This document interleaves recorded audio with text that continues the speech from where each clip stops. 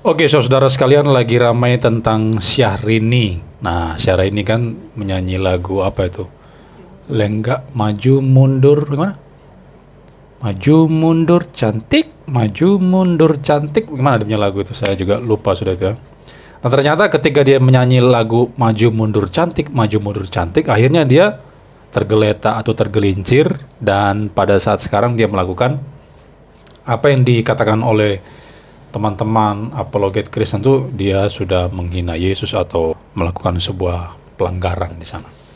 Nah, sudah banyak yang menanggapi hal ini, tapi saya akan memberikan sedikit respon. Beritanya sudah banyak ya, kalau sudah baca dicari di Google itu sudah banyak sekali. Kalau saya melihat di fifa.co.id, ini unggahannya pada tanggal 27 Desember 2023. Tahun lalu ya, sekitar belum sampai sebulan yang lalu. Cukup masih baru juga. Saya akan membacakan artikel dari fifa.co.id, ini akan saya respons. Judulnya itu, unggahan Syahrini ini picu kontroversi dan diprotes warganet. Kenapa? Lalu ada gambar Syahrini di sini. Dikatakan begini, Jakarta, Syahrini yang dikenal lebih syari pasca pernikahannya dengan Reno Barak telah menimbulkan pro dan kontra di media sosial dengan unggahannya yang terbaru.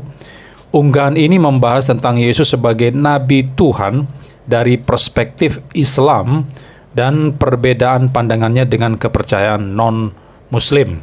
Dalam unggahan tersebut, Syahrini memaparkan bahwa dalam Islam, gambaran Yesus berbeda dengan gambaran Tuhan yang maha sempurna. Jadi, Syahrini rupanya setelah dia menikah dengan Reno Barak, dia kelihatan lebih syari, mungkin lebih islami atau bagaimana itu. Dia seringkali memposting kegiatan-kegiatan dia terkait dengan keagamaan yang dia lakukan. Dia mulai membahas tentang Tuhan Yesus yang disebut sebagai Nabi Tuhan itu dari perspektif Islam.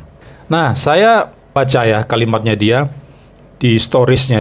Syahrini berkata seperti ini. Ini ada dalam tanda kutip daripada fifa.co.id, merupakan kalimat dari Syahrini kelihatannya ini. Jadi dikatakan, bagaimanapun di dalam kitab suci, Yesus lahir, makan, tidur, berdoa, dan punya keterbatasan pengetahuan. Sementara Islam mengajarkan bahwa Tuhan selalu sempurna. Umat Kristen harus menanyakan kembali gagasan tentang Tuhan. Demikian salah satu bagian unggahan Syahrini di storiesnya. Selain itu, Syahrini juga menyampaikan bahwa konsep Tuhan yang menjadi manusia dalam kepercayaan Kristen dianggap bertentangan dengan ajaran Islam yang menyatakan bahwa Tuhan selalu sempurna. Ia mengajak umat non-Muslim untuk mempertanyakan kembali gagasan Tuhan bagi mereka. Dikatakan, ini mungkin kalimatnya Syahrini nih. Umat Kristen harus bertanya pada diri sendiri, apakah gagasan tentang Tuhan dulunya adalah seorang anak yang lemah dan tidak berdaya, yang tidak dapat bertahan hidup tanpa makanan, minuman, atau tidur sama dengan Tuhan yang Maha Kuasa yang dijelaskan dalam Perjanjian Lama? Tentu saja tidak, lanjutnya. Postingan Syahrini ini telah memicu berbagai reaksi di media sosial dengan beberapa netizen menilai bahwa ia sedang berusaha menyebarkan ujaran kebencian. Salah satunya yang diunggahnya di akun gosip Instagram. Ya, itu artikel atau kalimat-kalimat Syahrini yang saya kutip dari fifa.co.id. Saya memberikan tanggapan seperti ini. Ada 3 poin yang saya berikan. Pertama, Syahrini itu tidak salah. Syahrini tidak salah. Kenapa saya mengatakan Syahrini tidak salah? Karena dia sedang menjelaskan Yesus itu dari perspektif imannya dia. Dalam hal ini dari perspektif Islam atau dari perspektif Quran. Jadi kalau dia mengatakan Yesus itu ternyata lahir, makan, tidur, berdoa, punya keterbatasan pengetahuan, itu benar. Memang dari kacamata umat Islam, Yesus memang dipandang seperti itu. Dia bukan Tuhan, dan karena bukan Tuhan, maka dia memiliki keterbatasan. Kalau dia Tuhan, kenapa dia bisa lapar? Kalau dia Tuhan, kenapa dia bisa berdoa? Apakah Tuhan berdoa kepada Tuhan? Kan tidak masuk akal. Jadi, apa yang disampaikan Syahrini ini benar, tidak salah, karena dia sedang menyampaikan posisinya dia menurut iman kepercayaannya dia, bukan menurut orang Kristen. Jadi saya kira kalau ada orang Kristen yang mempersalahkan Syahrini dalam poin ini, orang Kristen itu justru yang salah. Syahrini tidak salah. Sekali lagi, kenapa? Karena dia sedang memberikan pendapat dari perspektifnya Islam, dari sudut pandangnya Muslim, atau dari Quran. Ini yang pertama. Tapi yang kedua, ketika dia mengatakan seperti ini, umat Kristen harus menanyakan kembali gagasan tentang Tuhan. Umat Kristen harus bertanya pada diri sendiri, apakah gagasan tentang Tuhan dulunya adalah seorang anak yang lemah dan tidak berdaya, yang tidak dapat bertahan hidup tanpa makanan, minuman, atau tidur, sama dengan Tuhan yang Maha Kuasa yang dijelaskan dalam Perjanjian Lama? Tentu saja tidak. Nah, ketika dia mengatakan umat Kristen harus bertanya pada diri sendiri, atau umat Kristen harus menanyakan kembali gagasannya tentang Tuhan, disinilah letak kesalahan Syahrini. Jadi kalau di poin pertama tadi dia nggak salah, karena dia memberikan pendapat dari perspektif Islam. Tapi di poin yang kedua ini, saya mengatakan disinilah letak kesalahan Syahrini. Kenapa?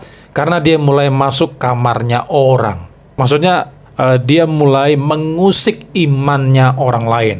Sementara Undang-Undang Dasar kita, Undang-Undang Dasar 1945 pasal 29 itu menjamin kebebasan tiap-tiap penduduk untuk memeluk agama kepercayaannya masing-masing. Dan itu dilindungi oleh negara. Jadi manakala ketika Syahrini mengkritisi imannya orang Kristen dan bilang supaya orang Kristen mempertanyakan kembali gagasannya tentang Tuhan itu sudah melanggar aturan. Dia sedang melanggar Undang-Undang Dasar 1945. Dia mulai mengusik agamanya orang lain. Dia mulai mengusik iman kepercayaannya orang lain. Dalam hal ini Kristen. Kenapa seperti itu? Karena dia tidak mengetahui bagaimana penjelasan orang Kristen tentang Yesus Kristus. Bagaimana penjelasan Alkitab tentang Yesus Kristus yang diimani oleh orang Kristen itu. Karena dia nggak paham. Mungkin dia belum pernah mendengarkan khotbah pendeta yang menjelaskan tentang Kristologi, tentang Dui Natur Kristus. Karena mungkin dia belum pernah dengar itu, sehingga dia melontarkan kritik seperti itu. Padahal kalau dia paham sebetulnya posisi orang Kristen, posisi imannya Kristen, dia mestinya tidak perlu menyampaikan kritik seperti itu.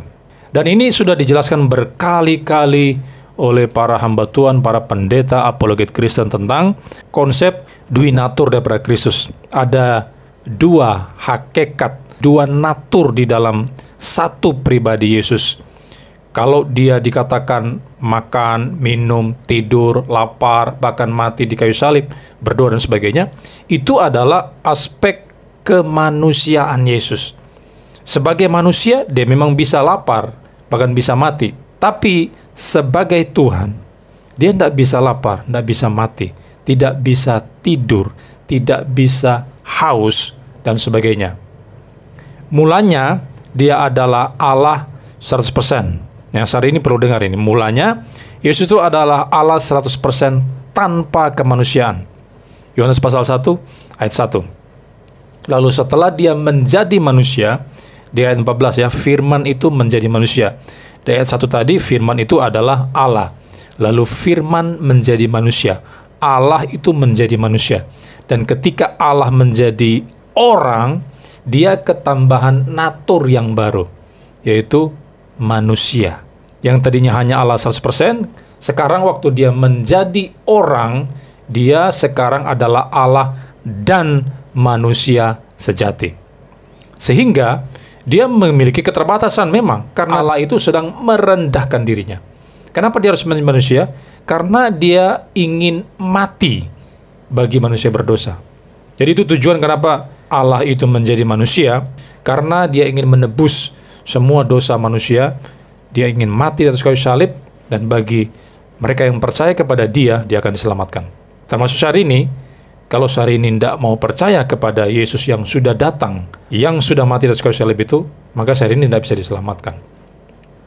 Jadi ini konsep yang disebut dengan istilah dui natur Kristus, hypostatic union. Ada dua natur di dalam satu pribadi. Maka tidak perlu heran ya kalau Alkitab mengatakan Yesus merasa lapar, dia makan, setelah dia bangkit dia makan bersama murid-muridnya, kemudian dia berpuasa 40 hari, bahkan dia mati di atas kayu salib. Kenapa? Karena Alkitab sedang meninjau dari aspek kemanusiaannya.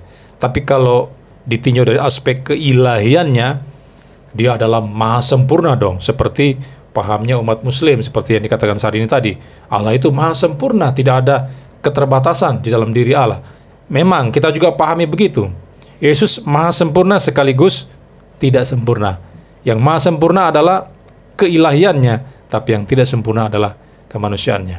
Nah, ini yang tidak dimengerti oleh Syahrini, dan banyak sekali para mu'alaf yang tidak paham hal ini, sehingga mereka kemudian menyerang iman Kristen secara membabi buta.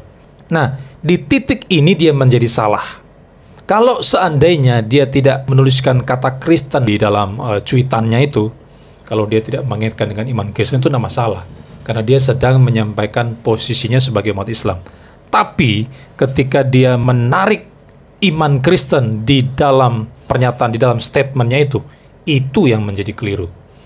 Jadi di sini Syahrini salah karena dia tidak memahami iman Kristen dengan benar. Ini poin yang kedua. Jadi kalau Syahrini ini nggak tahu apa-apa tentang Yesus Kristus, ya diam saja. Tidak perlu cari-cari perkara, cari-cari masalah dengan memberikan penjelasan yang ngawur seperti itu. Sebaiknya jadi istri yang baik saja, menemani Reno Barak setiap hari, masak, makan, tidur, gak usah urus agamanya orang, ya, gak usah urus imannya orang lain, karena kamu gak tahu apa-apa tentang iman Kristen. Disitulah letak kesalahanmu. Tapi ada poin yang ketiga yang saya mau tekankan, yaitu seperti ini. Kenapa Syahrini bisa menyampaikan statement seperti itu? Kenapa? Karena dia menganggap bahwa Nabi Isa yang dia imani itu sama dengan Yesus Kristus yang diimani oleh orang Kristen. Maksudnya pribadinya itu sama. Nah, di sini pokok permasalahannya. Di dalam video-video saya yang lalu, saya sudah menyampaikan tentang hal ini. Saya sudah membuat beberapa seri tentang apakah Yesus Kristus sama dengan Isa Al-Masih. Dan saya secara tegas mengatakan tidak sama. Yang saya masukkan yang tidak sama itu apa? Pribadinya. Itu tidak sama. Sama sekali tidak sama. Memang saya mendengarkan ada orang menganggap itu sama, tapi saya tidak sependapat dengan pandangan tersebut. Saya berkata, Yesus Kristus dan Isa Al-Masih itu pribadi yang berbeda. Kenapa Syahrini bisa mengatakan seperti itu dalam cuitannya?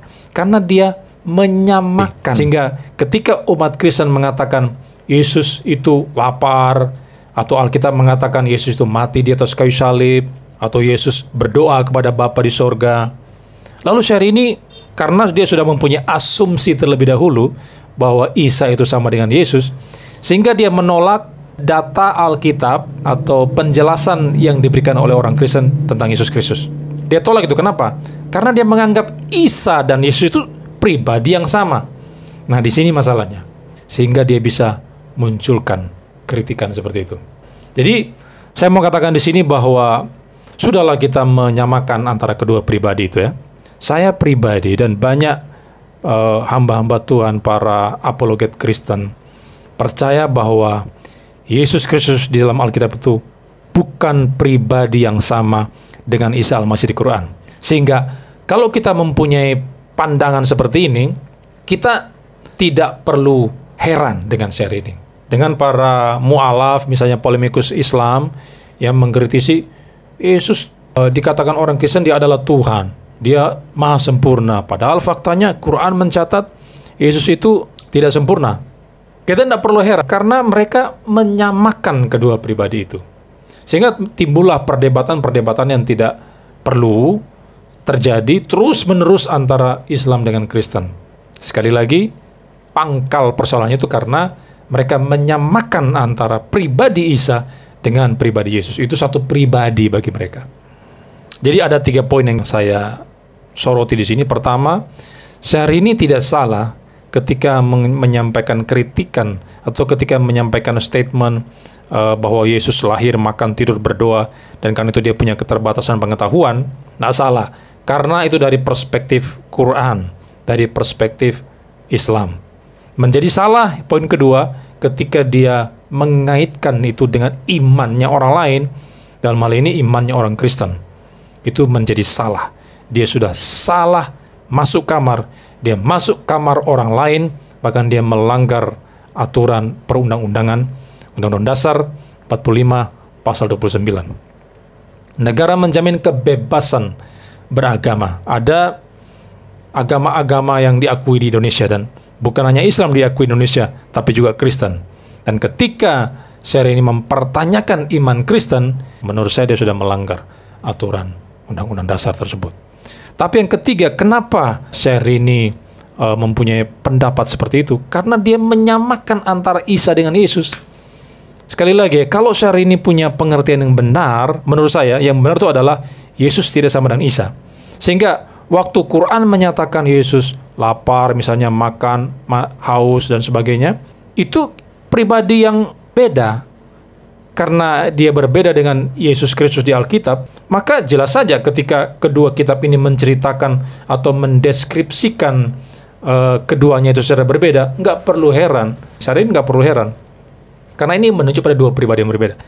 Karena dia menyamakan kedua tokoh tersebut, Isa dan Yesus itu, maka beginilah yang terjadi.